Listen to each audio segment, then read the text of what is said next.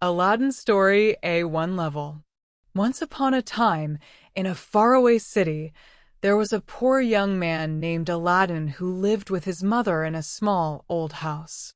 Aladdin's mother loved him very much, and even though they were poor, she always tried to give him food, a warm bed, and clothes. Aladdin was kind, brave, clever, and helpful, and he always tried to do his best to help his mother and the people around him. Every day, Aladdin walked through the streets of the city. He helped shopkeepers, carried small bags for neighbors, and gave a little money or food to poor children when he could. Aladdin was very loved by the people in the city, even though he was poor, because he had a good heart. His mother was proud of him every day, and she often said, "Aladdin, you are a good boy. You are kind and brave, and one day your good heart will bring happiness to our lives." One day, a strange man came to the city.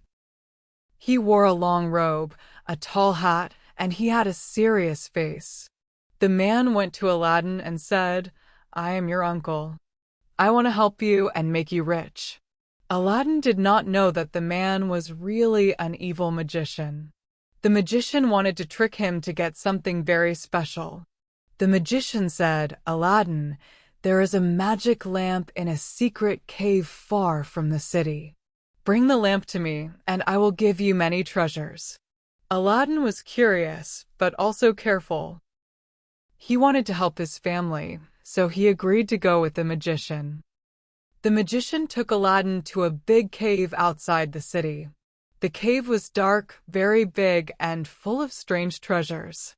There were gold coins, shiny jewels, golden cups, and many beautiful things. The magician said, "Go inside and bring me the magic lamp, but do not touch anything else." Aladdin walked carefully into the cave. He saw the lamp on a stone in the middle of the cave. It was old and dusty, but Aladdin cleaned it with his hands and looked at it carefully. The magician wanted Aladdin to stay in the cave and planned to leave him there forever. But Aladdin was clever and brave. He picked up the lamp and ran out of the cave before the magician could stop him. When Aladdin went home, he cleaned the lamp again. Suddenly, a huge genie appeared in a cloud of smoke. The genie said, "I am the genie of the lamp. I will do anything you wish. Tell me your wishes, young master." Aladdin could not believe his eyes. He was very surprised, but he remembered his small, old house and his mother. He said slowly, "Genie, please make my house big and beautiful so my mother and I can live happily." The genie waved his hands. Suddenly, the small house became a huge palace with many rooms, big windows, beautiful furniture, and a colorful garden full of flowers. Aladdin and his mother were very happy. They looked at the palace and said again and again, "This is wonderful. This is perfect. Thank you, Genie." Aladdin loved a beautiful princess named Jasmine. She was kind, gentle, and very pretty. Aladdin wanted to marry her, but he was poor and did not know how to meet her. Aladdin asked the genie, "Please, Genie, make me look like a prince so I can meet Princess Jasmine and speak to her." The genie dressed Aladdin in a beautiful royal robe, gave him a golden horse, and even decorated a small palace for him. Aladdin rode the horse to the city where the princess lived, and everyone saw him as a young, handsome prince. The king met Aladdin and was very impressed. He said, "You are brave, polite, and kind. You may marry Princess Jasmine." Aladdin was very happy. He thanked the king and waited to meet the princess. But the evil magician was not finished. He wanted the magic lamp for himself. He disguised himself as a merchant and went to Aladdin's palace. He tricked Princess Jasmine and took the magic lamp away. Then the magician ordered the genie to move Aladdin, his palace, and all his treasures far away to a distant desert. Aladdin returned and saw that everything was gone. He was very sad, but he did not give up. He knew he had to be clever, careful, and brave to get back the magic lamp and save the palace. Aladdin thought all night about a plan. He waited, watched, and finally, he went to the magician's house. He pretended to be a merchant and entered carefully. Aladdin tricked the magician, took back the lamp, and escaped safely.